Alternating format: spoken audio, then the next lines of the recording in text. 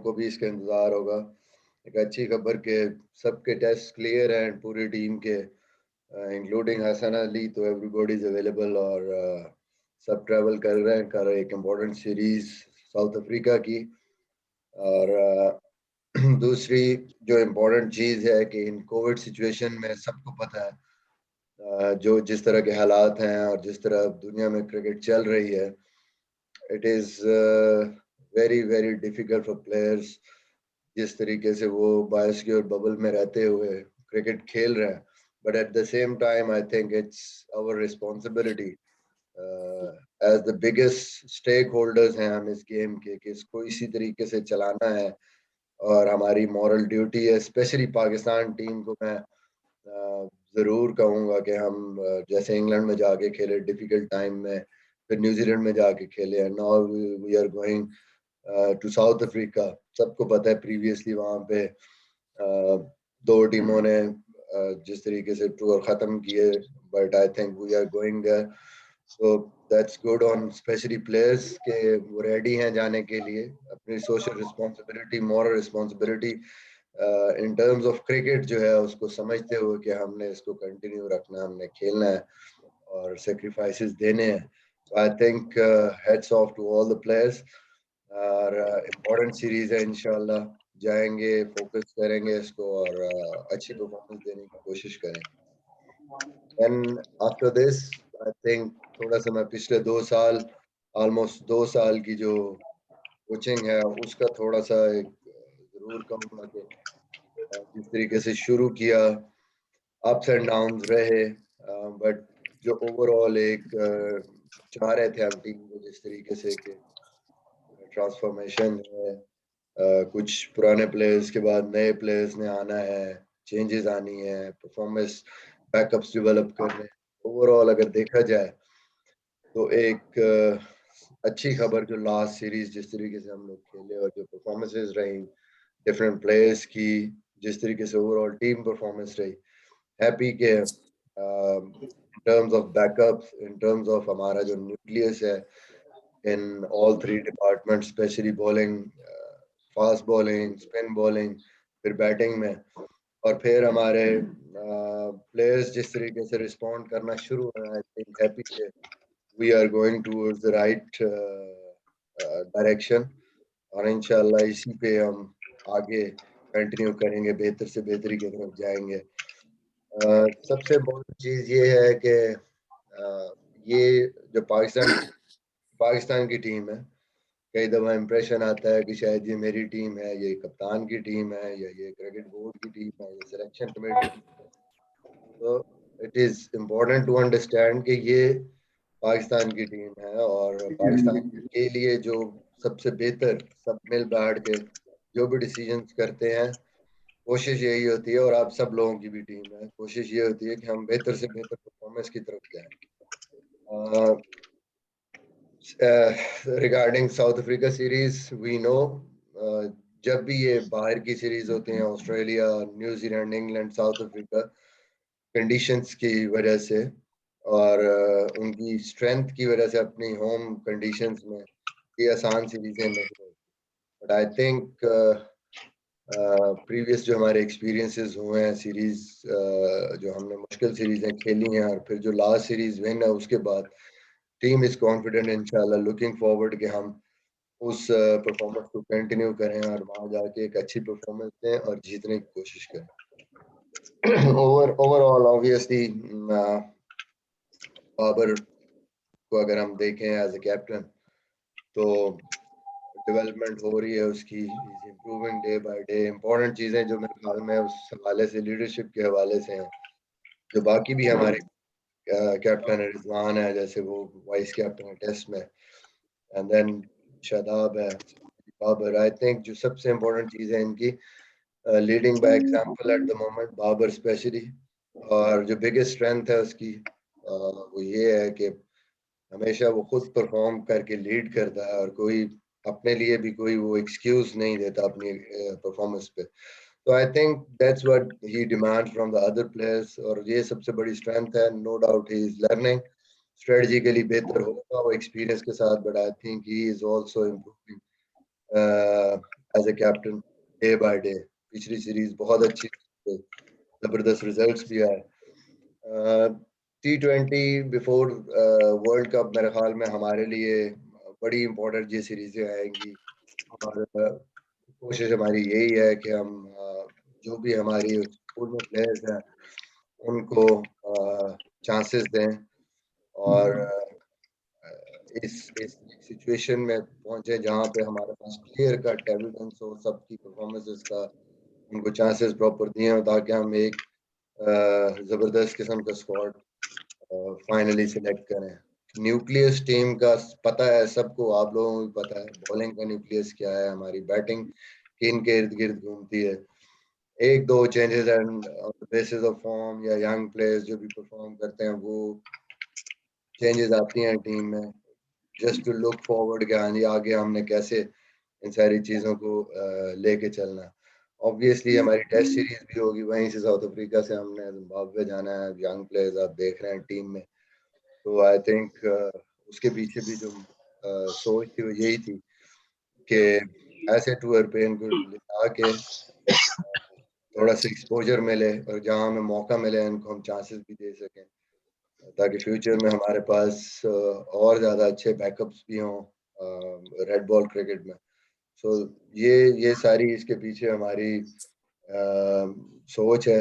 इंशाल्लाह कल फ्लाई करेंगे, होपफुली अपना बेस्ट देने की कोशिश करेंगे। और सबसे इम्पोर्टेंट चीज़ में किसी भी टीम के लिए मैं पहले भी कह रहा हूँ, specially going into the world cup, T20 world cup से पहले जितने हम मैचेस जीतेंगे उतने हमारे प्लेयर कॉन्फिडेंट होंगे, उतनी टीम कॉन्फिडेंट होगी, उतनी उनकी परफॉर्मेंसेस मेरे ख्याल में वर्ल्ड कप से पहले बड़ी इंपॉर्टेंट है, और वो वहां पे जाके हमें हेल्प आउट करेंगे। That's it from my side. Now I think we can just go ahead with जी, thank you very much Mirza भाई। क्वेश्चन आंसर स्टार्ट करेंगे, प्लीज रिपीट ना करिएगा क्वेश्चन ताकि मैक्सिमम जो है लोगों की बारी आ सके। जी सोहेल इमरान। रजा भाई सबसे पहले सबके माइक खुले हुए हैं, उनके माइक बंद करवाएं। प्लीज आप सारे प्लीज अपने माइक प्लीज म्यूट कर दीजिएगा।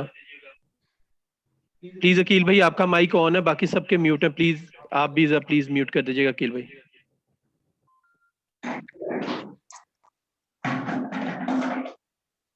थैंक यू सबका।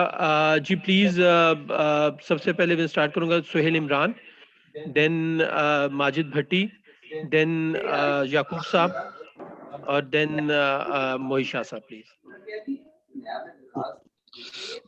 मिसबा मैं आपसे पूछना चाहूंगा, जब आप क्रिकेट खेलते थे, जब आपका करियर था उस वक्त भी, उसके बाद जब आपने कोचिंग की जिम्मेदारियां संभाली, आपने एक फिटनेस का बेंचमार्क रखा हुआ था जिसका आपको अपने करियर में भी फायदा हुआ, अपने आपका करियर लंबा हुआ। लेकिन अभी हम देखते हैं कि फिटनेस के ऊपर जो हमारे चीफ सिलेक्टर हैं उन्होंने प्रेस कॉन्फ्रेंस में बोलते हैं कि हम उसके बेंचमार्क को थोड़ा सा कम करने की कोशिश करेंगे, और एक ऐसे क्रिकेटर को भी उन्होंने चुना जो कैंप में आकर हमने पिछले 5 दिन यहाँ पर मॉनिटर किया, उस पर एक्स्ट्रा ऑर्डिनरी ट्रेनिंग कराई जा रही है। क्या ये समझते हैं कि आप कंप्रोमाइज करने का ये तरीका बेहतर है या आपकी स्ट्रेटेजी के खिलाफ है ये चीज? देखें, सबसे पहले तो ये चीज समझना जरूरी है कि शायद ये इम्प्रेशन आ रहा है शर्जील पे कि हमारी रजामंदी के बगैर शर्जील खान टीम में आ गए। शायद कप्तान या कोच की उसमें कोई रजामंदी नहीं है। ये इम्प्रेशन बिल्कुल गलत है।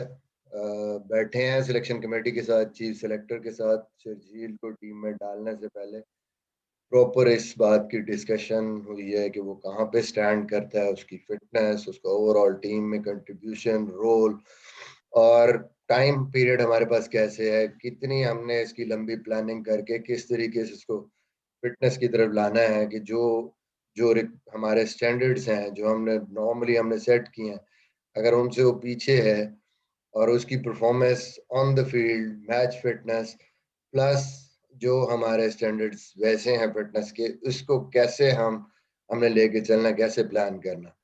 तो मेरे ख्याल में उस पर हम मुत्तफिक थे कि हाँ ठीक है, हम इसको लेके आते हैं, ये खेल रहा है, मैच फिटनेस है, परफॉर्मेंस कर रहा है, कोई उसमें फिटनेस उसके ज्यादा उसको जो है वो अफेक्ट नहीं कर रही, but at the same time हमने इस टाइम पीरियड में उसको उन स्टैंडर्ड्स की तरफ कैसे लेके जाना, ये सारी चीजों को जहन में रखते हुए उसको लाए, और आप कोशिश कर रहे हैं, शजील को भी पता है इस चीज का, कि एक रियलिस्टिक वे में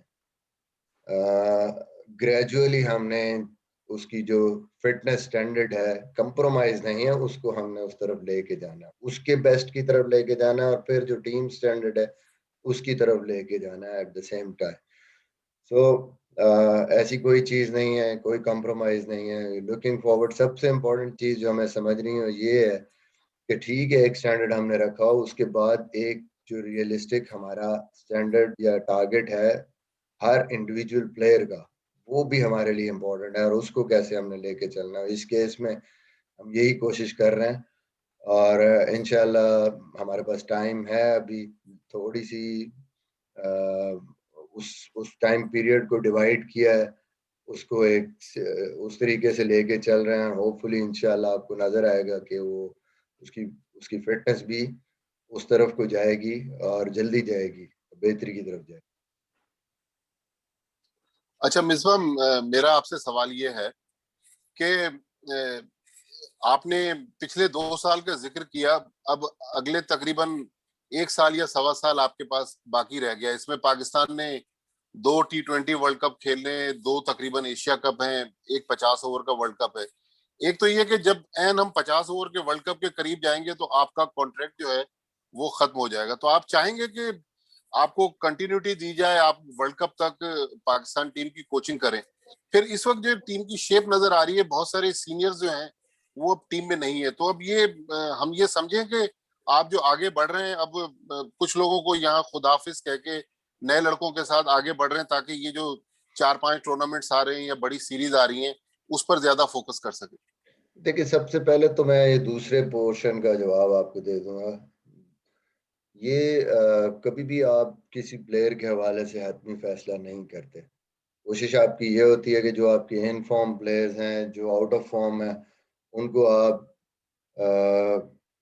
किसी सीरीज में नहीं रखते, और फिर उसकी जगह आप दूसरे प्लेयर्स जो इन फॉर्म होते हैं, यंग होते हैं, उनको चांसेस देते हैं टू सी कि हाँ जी हमने कैसे, जब आपके पास थोड़ा सा टाइम होता है, कि हमने आगे कैसे जाना है, हाउ दीज यंगर गाइस, ये दूसरे प्लेयर ये कैसे परफॉर्म करते हैं। एट द सेम टाइम दूसरे प्लेयर्स के पास चांसेस होते हैं कि वो जहाँ भी क्रिकेट हो रही होती है वो खेलते हैं, अपने आप को प्रूव करते हैं, and obviously they are always available.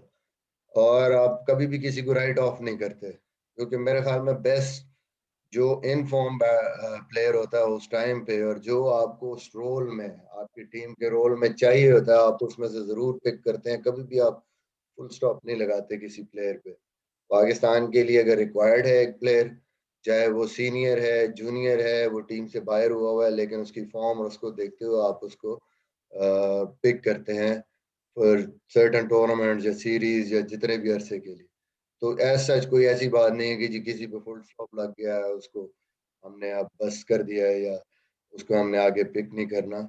नहीं, देखेंगे, रिव्यू करेंगे, जिसकी जरूरत होगी वो जरूर आएगा टीम में। जहां तक मेरी आपने बात की, मैं हमेशा ये चीज कहता हूँ कि भाई कोई ख्वाहिश की बात नहीं है, सीधी सी बात है। आज जो सीरीज हमारे हाथ में है, जो आज काम है, उसको लेके चल रहे हैं, उस पर कोशिश कर रहे हैं कि उसका बेस्ट दें। आगे आगे की ख्वाहिश नहीं है कि जी अगला मुझे 1 साल का कॉन्ट्रैक्ट मिल जाए या 2 साल का कॉन्ट्रैक्ट मिल जाए। देयर एंड देन उस वक्त देखी जाएगी कि हाँ जी कैसे आप जा रहे हैं और क्या करना है, और जो क्रिकेट बोर्ड बेहतर समझेगा उस टाइम पे, अगर उनको लगता है कि नहीं किसी और को लेके आना है, ठीक है जी। जो टीम की बेहतरी के लिए उस टाइम पे हो, मेरे ख्याल में वो डिसीजन है। जी याकूब साहब, देन मोइशा प्लीज। याकूब साहब आपका माइक म्यूट है।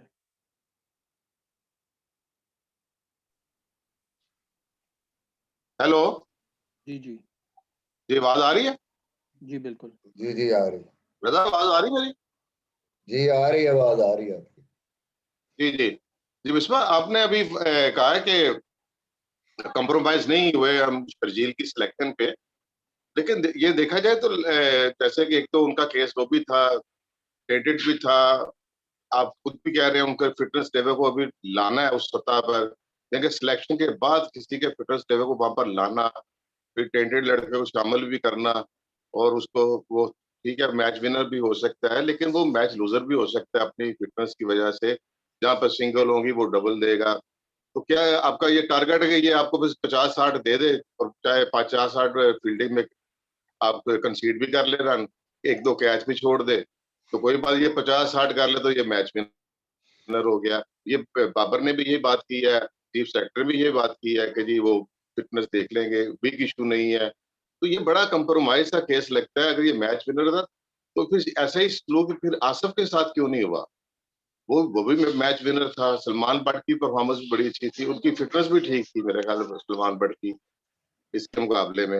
एक तो ये क्वेश्चन है, इसका जवाब दे दीजिए। दूसरा क्वेश्चन ये बाबर आजम ने भी बात की है कि ये पाकिस्तान की टीम है, आप भी ये बात कर रहे हैं पाकिस्तान, ये समझाने की, किसको समझाने की कोशिश हो रही है कि पाकिस्तान की टीम है?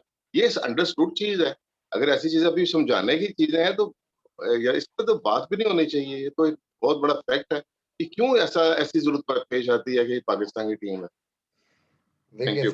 सबसे पहले तो याकूब भाई आखिरी बात का मैं जवाब दूंगा कि ये तो मीडिया में ही आता है कि लो जी ये चीफ सेलेक्टर की टीम है, ये कप्तान की टीम है, और ये कोच की टीम आ गई। तो हमारी तरफ से तो हम तो इस चीज को अंडरस्टैंड करते हैं, और कई चीजें अंडरस्टूड होने के बावजूद लोगों को समझानी पड़ती हैं।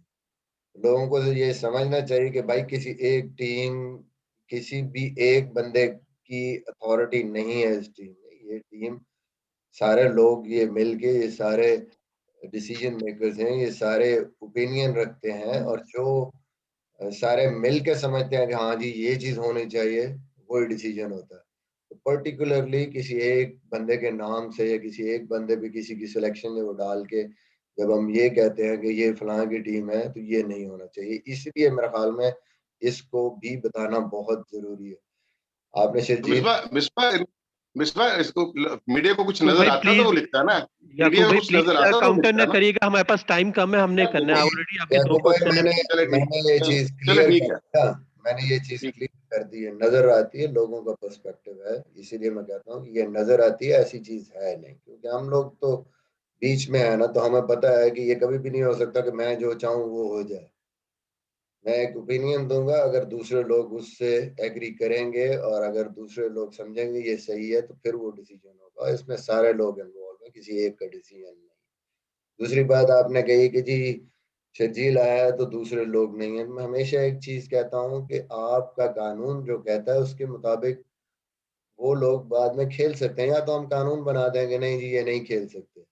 तो उस टाइम पे जो लोग नहीं पिक हुए, आई डोंट नो रीजन क्या है, वो उसमें मैं नहीं जाना चाहता, बट जब कानून उनको नहीं रोकता तो मेरे ख्याल में हमारे पास कोई इस चीज की अथॉरिटी नहीं है, या कोई हमारी वो नहीं है कि हम इनको रोक दें। या तो आप कानून पास कर देंगे जो इस किस्म की चीज होगी वो दोबारा नहीं खेल सकता, देन ओके ठीक है जी, ना लें उन प्लेयर्स को। बट सजा पूरी होगी, कानून ये कहता है कि now they can play, so why not, why ठीक है भाई, हम तो नहीं है ना उसमें अथॉरिटी। तीसरी चीज जो आप कह रहे हैं कि कंप्रोमाइज, देखें कहीं पे भी हमारी सिलेक्शन क्राइटेरिया में हमने ये बार नहीं सेट की कि जी ये सर्टन सिलेक्शन बार होगी, ये क्राइटेरिया होगा अपना इसका फिटनेस का, इससे पीछे हम सिलेक्ट नहीं करेंगे प्लेयर को। नो डाउट हमने फाइन्स रखे हैं, हम कोशिश पूरी करते हैं कि हमने उस पर कंप्रोमाइज इन सेंस नहीं करना। हमने ये नहीं कहना कि इसी तरह ये खेलता रहे, हम उसको इम्प्रूव कराते हैं और उस स्टैंडर्ड पे लेके जाते हैं। But at the same time उस रोल के लिए जिस प्लेयर की अगर जरूरत है, तो टारगेट्स दे के उसके साथ उसको हम पिक करते हैं टीम के लिए, ताकि टीम का नुकसान ना हो। अगर किसी प्लेयर की हमें जरूरत है तो हम उसको खिला सकें। तो इस चीज को अंडरस्टैंड करने की जरूरत है। कहीं पे भी ये चीज नहीं लिखी हो कि भाई ये स्टैंडर्ड से नीचे होगा तो हम उसको पिक नहीं करेंगे या खिलाएंगे नहीं। नो डाउट हम उसको इम्प्रूव कराएंगे, लॉन्गर टाइम के लिए उसको उस तरह नहीं रखेंगे, हम उस स्टैंडर्ड पे लेके जाएंगे उसको, उसी तरह नहीं छोड़ देंगे। और शर्जील की फिटनेस के हवाले से पूरा सीजन वो खेला है उसने, 4 डे में भी परफॉर्म किया, उसने 1 डे में भी परफॉर्म किया, उसने T20 में परफॉर्म किया। ऑब्वियसली हमारा टारगेट था कि जितने भी ऐसे प्लेयर हैं, आजम खान है या इवन शोएब मकसूद है, और भी जितने प्लेयर हैं, पहले आपने प्रीवियसली पास में देखा है, जैसे जब मैं आया था तो उस वक्त उमर अकमल एक एग्जांपल थी, एहसान अली एग्जांपल थी, कि उनको टारगेट्स थे कि उनको लाए थे, फिटनेस उन पे काम हुआ, पहले उनको लेके आए, फिर काम हुआ, फिर वो खेले, उनको चांस भी मिला। उसी बेसिस पे अभी भी अब रिसेंटली आप देखें कि एनएचपीसी में ये हमारा पहले से प्लान था, बट ड्यू टू जो कि बहुत हमारा जो है बिजी स्केड्यूल था डोमेस्टिक का, हमें बीच में कहीं टाइम ही नहीं मिला कि इन लोगों को हम एनएचपीसी में बुला सकते, डोमेस्टिक इनको खेलने दी, कि जैसे ही हमें टाइम मिला तो दूसरे दो लड़कों को भी एनएचपीसी में बुलाया और उनकी फिटनेस पे काम हो रहा है, शर्जील आया। थोड़ा सा हमारे पास ये टाइम था कि ठीक है 3 वीक्स हमारे पास ऑलमोस्ट हैं T20 सीरीज खेलने से पहले, तो इसकी साइड बाय साइड स्किल पे भी और इसकी फिटनेस पे भी वो जो रिक्वायर्ड स्टैंडर्ड है या जिस जगह पे हमारे पास टाइम होगा तो ये टीम के साथ आएगा, हम उस पर अपने तरीके से काम भी करेंगे, तो हम इसको लॉन्ग टर्म में उस चीज को उस पे स्टैंडर्ड पे ला सकते हैं। तो ये पीछे सारी सोच थी इस चीज पे, इंशाल्लाह कंप्रोमाइज नहीं होगा। अब देखेंगे कि ये बड़ी जल्दी कोशिश करेंगे हम इसको कि ये वो जो हमारे स्टैंडर्ड्स हैं उसके पास लेके जाएं, और विदाउट डैमेजिंग के उसका, ये नहीं कि उसको इस तरीके से कर दें कि उसके स्किल पे उसका असर हो। इंशाल्लाह जो प्लान है वो यही है कि उसको तरीके से लेके चलें। जी मोहिब। Thank you. जी अस्सलाम वालेकुम मिसबा, मेरे दो छोटे छोटे क्वेश्चन हैं ज़रा। एक तो रिगार्डिंग अमाद वसीम, पिछले 5 वनडे देखें तो मेरा ख्याल है 69 की एवरेज से अच्छा खासा score international cricket one day cricket में किया हुआ है, उसको ड्रॉप किया गया। तो इसमें आपसे कंसल्ट किया गया, कोच से और बाबर से एज ए कैप्टन से? और दूसरा, आप जब अभी जाएंगे साउथ अफ्रीका तो मेरा ख्याल है विद इन अ वीक आपको वनडे खेलना पड़ेगा। पाकिस्तान की परफॉर्मेंस वनडे में आउटसाइड पाकिस्तान इतनी अच्छी नहीं रही, तो आप समझते हैं कि ये टाइम आपको विदाउट एनी प्रैक्टिस मैच काफी होगा उन कंडीशंस में खेलने के लिए? Thank you. देखिए चैलेंजिंग, मैंने पहले ही कहा था कि चैलेंजिंग होता है। जो South Africa, England, Australia, New Zealand, ये कंडीशंस ऐसी हैं क्योंकि एशियन कंडीशंस नहीं है, specially South Africa, Australia, there is always a challenge, specially आपकी बैटिंग लाइनअप के लिए एक चैलेंज होता है। बट आई थिंक कि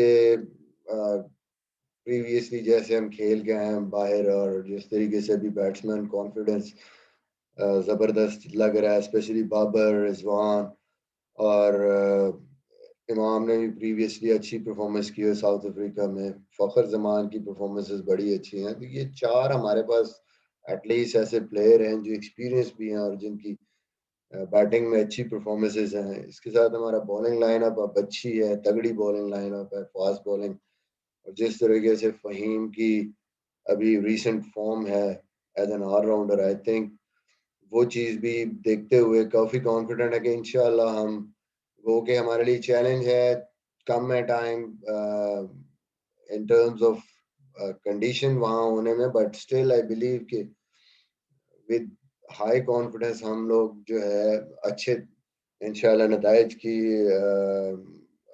देखते हैं और उम्मीद करते हैं, और इंशाल्लाह कोशिश करेंगे कि वहाँ पे जाके अच्छा खेलें और जीतें। दूसरा माद के हवाले से मेरे ख्याल में बड़ा तफसीली पहले वसीम जवाब दे चुके हैं, तो वो जवाब सबकी तरफ से है। जाहिर है, मैं पहले ही कहा कि पाकिस्तान की टीम है और हम जो भी बैठते हैं चीज़ों को डिस्कस करके फेयरली और फिर कोई ऐसा डिसीजन करते हैं।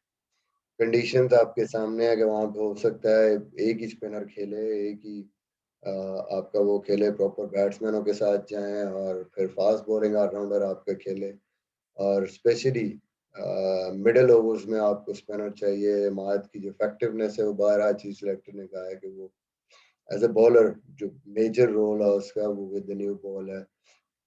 तो ये सारी चीजें और कुछ फॉर्म की चीजें हैं कि फॉर्म अभी रिसेंटली नवाज ने अच्छा परफॉर्म किया है पिछली सीरीज में, तो थोड़ा सा चाह रहे हैं कि उसको कंटिन्यूटी के साथ चांसेस मिल जाएं बिफोर द वर्ल्ड कप। ये जो 1-2 सीरीज है, Imad is always there, he is an experience player for Pakistan, so he is there.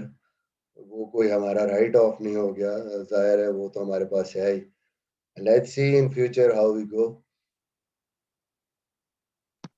Please next है Umar, Shahid Hashmi, Rashid Shakoor and Yousuf Aqeel Ahmed please. Thank you Musa भाई। तकरीबन 26 मिनट हो गए हैं इस प्रेस कॉन्फ्रेंस को, और आपने स्टैंडर्ड का वर्ड जो है वो मोर देन 3 टाइम आपने यूज किया है कि आपके फिटनेस के स्टैंडर्ड जिनको आपको मीट करवाना है लड़कों से।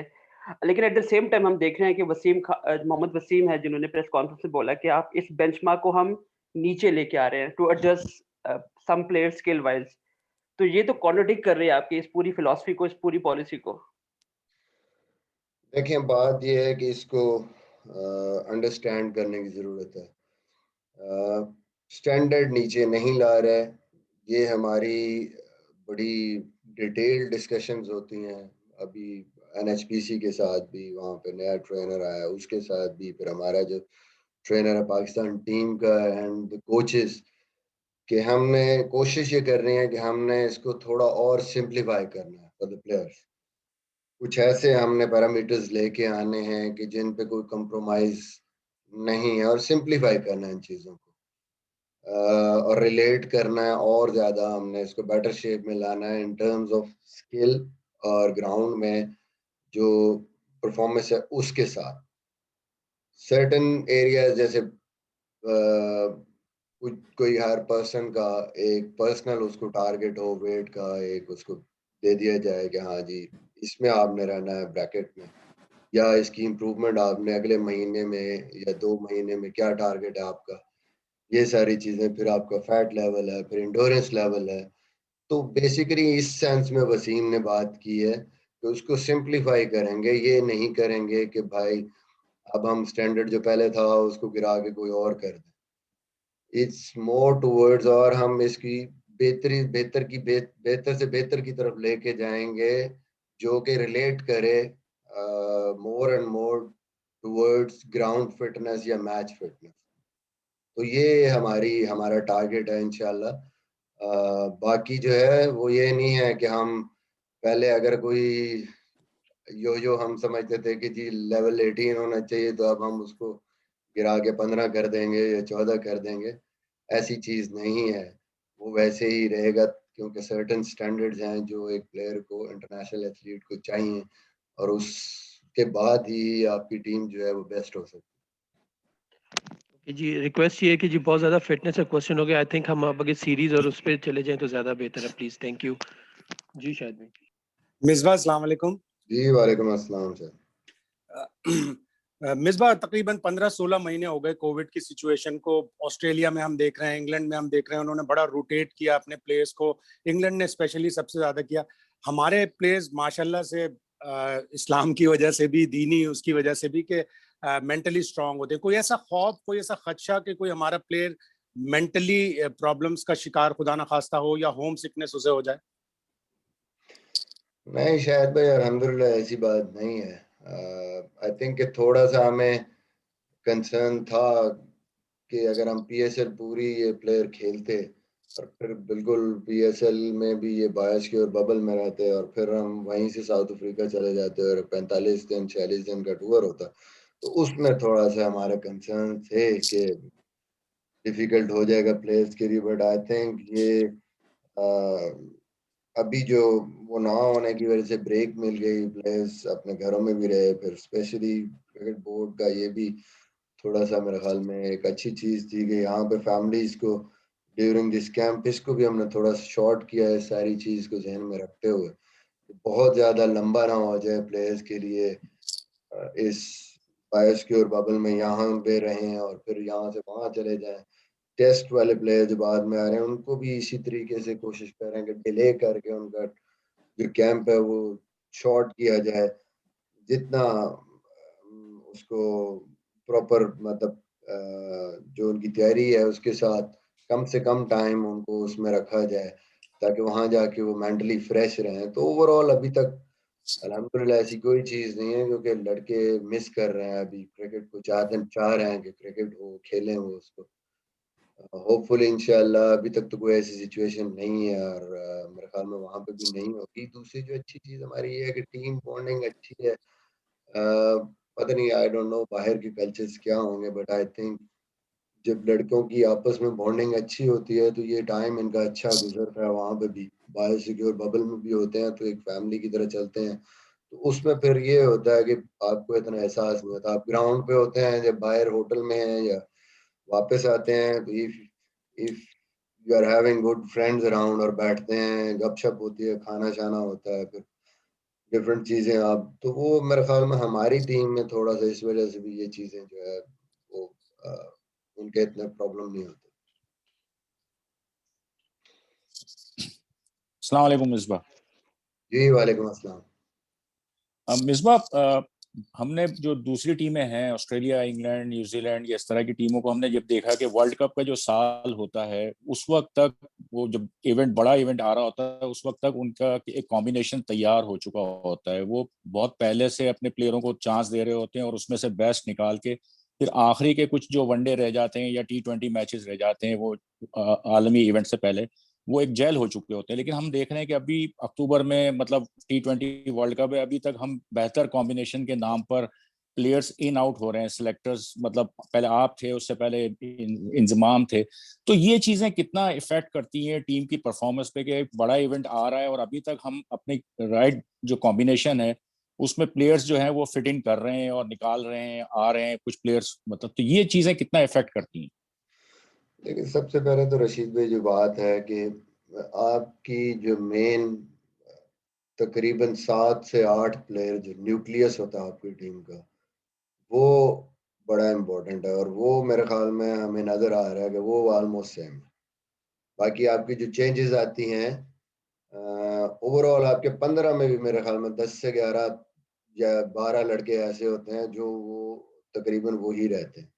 आपकी जो बैटिंग है उसका न्यूक्लियस भी वही रहता है। एक दो चेंजेस आपकी इन टर्म्स ऑफ परफॉर्मेंसेस या फॉर्म या कंडीशंस उस बेसिस पे होती रहती है। तो मेरे ख्याल में मैं भी अगर देखूं इस टीम की ओवरऑल जो लाइनअप है, स्पेशली T20 क्रिकेट की बैटिंग की आप देखें, तो वो भी आपको 4 से 5 लोग तो सेटल नजर आते हैं कि ये 4-5 खेलते हैं। एक आधा लड़का जो है जो खेलता है, कभी चेंज होता है। और इसी तरह आपकी बॉलिंग में भी जो है वो शाहीन है, हारिस रऊफ है, हसनैन है, हसन अली है, फ़हीम अशरफ है, शादाब है, ये वो लड़के हैं, बाबर है, फिर रिजवान है। ओपनिंग में भी आपके पास जो लोग हैं, अब हैदर अली है, वो ये तकरीबन 8 से 9 लड़के जो प्लेइंग 11 के हैं वो सेम है। तो आपके एक या दो चेंजेस होती हैं और वो मेरे ख्याल में हर टीम में सीरीज टू सीरीज अगर आप देखें तो वो होती हैं on the basis of conditions या फॉर्म। तो सबसे इम्पोर्टेंट चीज ये है कि आपको खुद उस चीज का अंदाजा होना चाहिए अपनी प्लानिंग में भी, हाँ हम क्यों किसी को लेके आ रहे हैं या एक बंदा किस लिए आ रहा है और इसको हम आगे कहाँ देखते हैं। तो I think in terms of that हम सब क्लियर हैं और हमें पता है कि जी कैसे इसको लेके जाना और फाइनली हम कहाँ होंगे बिफोर द वर्ल्ड कप। जी मिसबा, अस्सलाम वालेकुम। वालेकुम अस्सलाम। अच्छा मिसबा भाई, जाहिर है आपने जिस तरह पहले भी कहा है कि कंडीशन साउथ अफ्रीका की बड़ी मुश्किल है, आप खुद भी, हम भी आपके साथ रहे, ट्रैवल किया। आप समझते हैं कि बल्लेबाजों का कड़ा इम्तहान होगा और आपकी नजर में हेड कोच, क्या आप समझते हैं कि हमारा स्पिन अटैक या फास्ट बॉलिंग अटैक आपका हथियार साबित होगा फतह के लिए? देखें, स्पेशली साउथ अफ्रीका को ध्यान में रखते हुए conditions in terms of bounce और पेस डिफरेंट है। स्पेशली हम जिन दो जगहों पे खेल रहे हैं, अच्छी बैटिंग पिचेस होती हैं। थोड़ा सा डिफरेंस यहाँ से है वो यही है कि वहाँ पे थोड़ी बाउंस और पेस ज्यादा है, बट बहुत अच्छी वाइट बॉल के लिए बहुत अच्छी कंडीशंस होती हैं, वांडरर्स में भी और सेंचुरियन में भी। तो हमारे बैट्समैनों ने वहाँ अच्छी परफॉर्मेंसेस भी की हुई हैं। चैलेंज थोड़ा बहुत होता है, लेकिन आई थिंक इतना वाइट बॉल में इतनी डिफिकल्टी नहीं जितनी रेड बॉल में होती है। तो होपफुली हम जिस तरीके से प्रीवियसली भी वहाँ खेलते हैं उस तरह खेलें। इस टाइम पे अगर आप देखा जाए तो सेटल हमारे पास जो फास्ट बॉलिंग है वो अच्छी फास्ट बॉलिंग है। शाहीन अब जिस तरीके से मर्ज कर गए हैं एज अ बॉलर, और फिर हसनैन हमारे पास जिस जिस फॉर्म में, हसन अली है, फहीम जिस तरीके से परफॉर्म, बैलेंस हमारी टीम का काफ़ी बेहतर है उस लिहाज से कि 3 अगर फास्ट बॉलर खिलाते हैं और चौथा फास्ट बॉलिंग ऑलराउंडर है, और देन आपके पास स्पिन बॉलिंग ऑलराउंडर्स हैं अच्छे, और ऑब्वियसली आपकी टीम का बैलेंस बड़ा अच्छा बनता है। तो आई थिंक काफ़ी जो बड़ा जो हमें प्रॉब्लम नॉर्मली साउथ अफ्रीका में वो यही रहता है in terms of our balance, कि कई दफ़ा हमारे पास वो जो फास्ट बॉलिंग ऑलराउंडर ना होने की वजह से हमें बैटिंग पे थोड़ा सा कुर्बानी देनी पड़ती है, या हमें बॉलर फास्ट बॉलिंग में कुर्बानी देनी पड़ती है। तो I think overall combination wise हमारे पास अच्छी ऑप्शन है।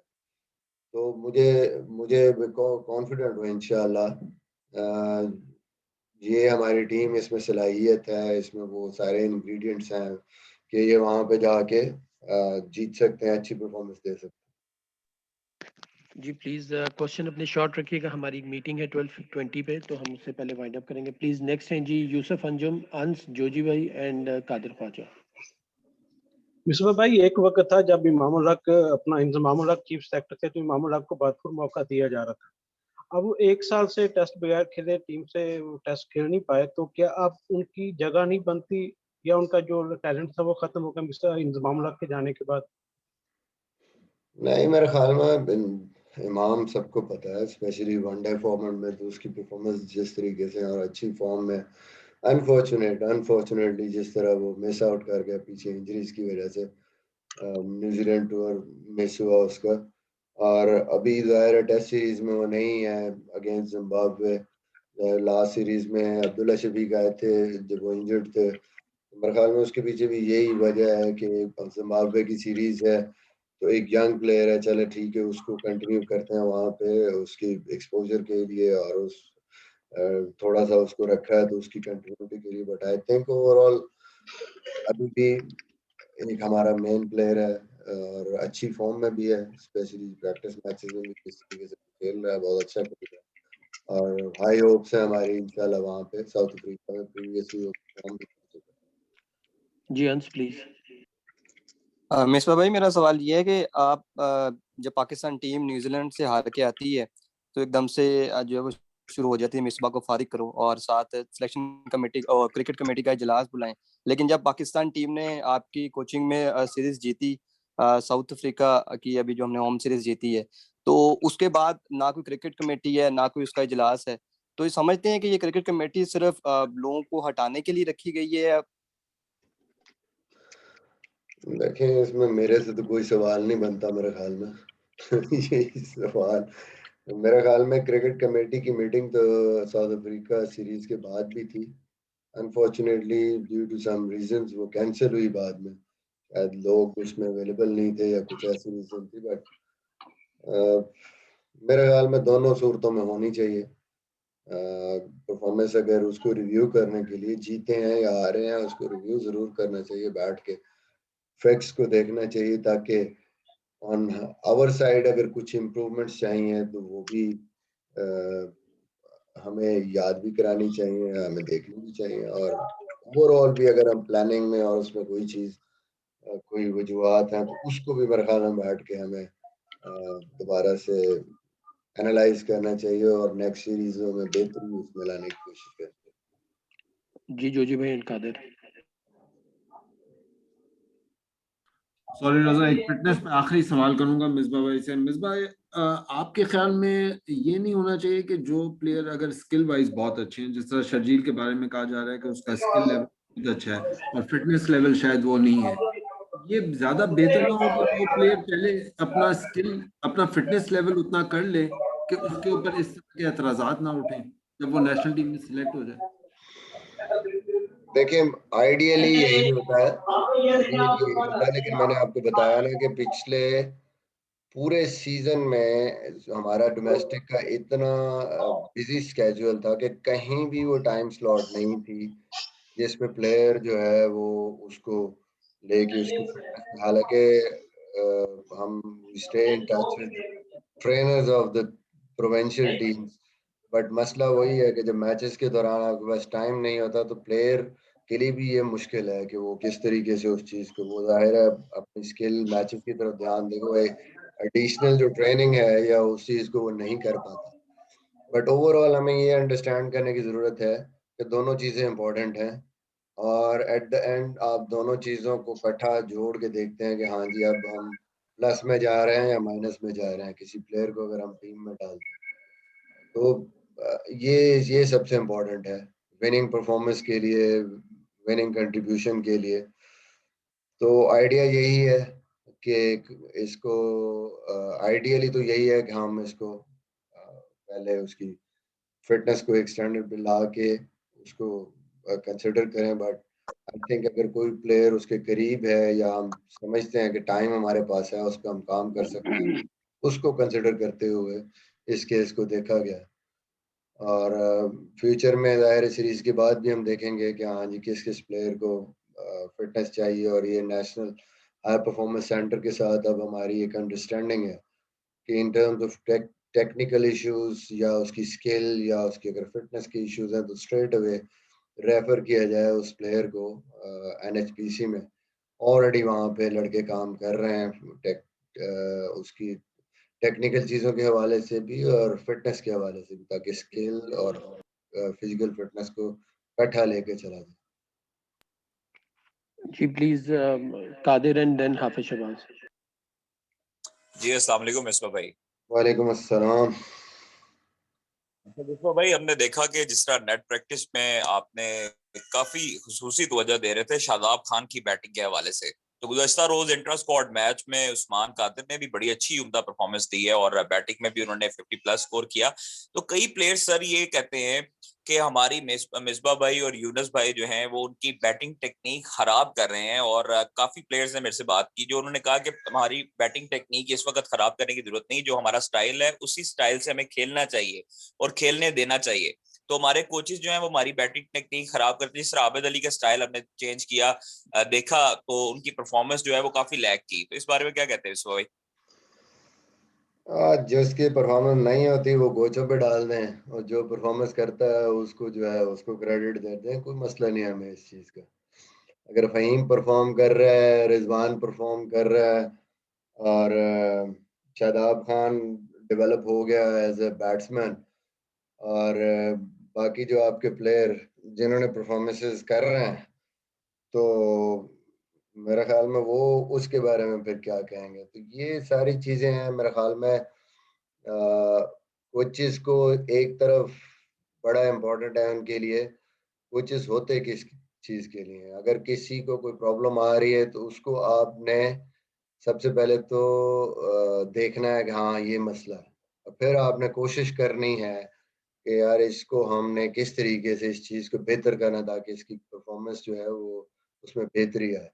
कई दफ़ा ये होता है कि उसमें टाइम लगता है, वो परफॉर्मेंस ये नहीं होता कि ख़राब हो गई उसकी टेक्निक और इस वजह से उससे परफॉर्मेंस नहीं हो रही।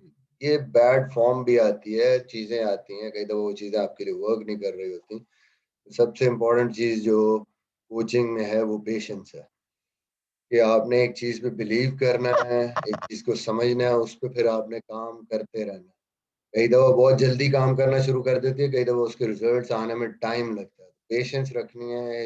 एक सीरीज़ में आपने ये नहीं बयान जारी कर देना कि शायद इसकी वजह से हो गया। जिनकी परफेक्ट टेक्निक्स भी हैं, जो परफेक्ट हैं, वो उन पे भी फेल्योर आते हैं। तो ये सिर्फ कोचेस की वजह से नहीं होता। आई थिंक इसमें बहुत ज़्यादा और भी चीज़ें होती हैं।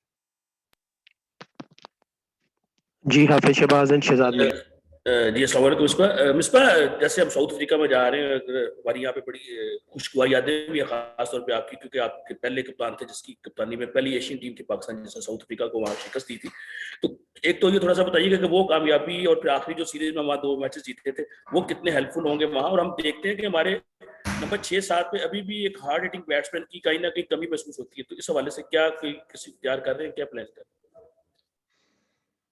देखिए, मैं पहले ही कहा कि पाकिस्तान की परफॉर्मेंसेस अच्छी रही साउथ अफ्रीका में। जो अगर हम सीरीज़ें सिर्फ एक सीरीज जीते हैं, लेकिन 2013 में ही 2 सीरीजें खेले थे, उसमें भी 5वें मैच पे जाके डिसीजन हुआ था, और वो भी काफ़ी क्लोज मैच हुआ था। फिर हमने लेटर इन दैट ईयर वहाँ जाके 2-1 से सीरीज भी जीती, और फिर प्रीवियसली पाकिस्तान ने बड़े अच्छे-अच्छे रन्स किए वहाँ पे। और कॉन्फिडेंट इसलिए मैं ज़्यादा हूँ इस टाइम पे, क्योंकि हमारी बॉलिंग लाइनअप काफ़ी बेहतर, अगर हम देखे जाए फास्ट बॉलिंग लाइनअप हमारी काफ़ी इस टाइम पे अच्छा करती आ रही है और अच्छे बॉलर्स हैं हमारे पास।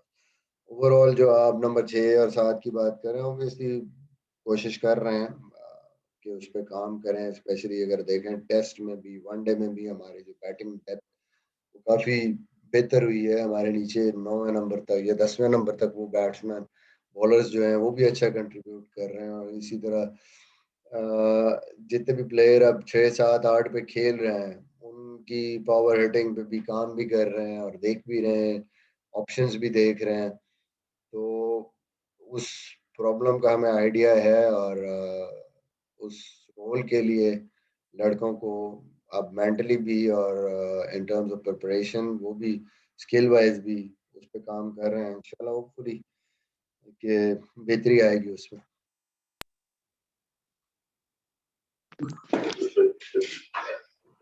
मिसबाह, आपसे ये पूछना चाह रहा हूँ, पाक भारत सीरीज की एक मर्तबा फिर दोबारा से जो है वो बातें चल रही हैं और दोनों ममालिक के दरमियान जो है वो ताल्लुकात भी बेहतर होने की खबरें जो आ रही हैं। आप इस खबर को कैसे देखते हैं और क्या कहेंगे इस हवाले से?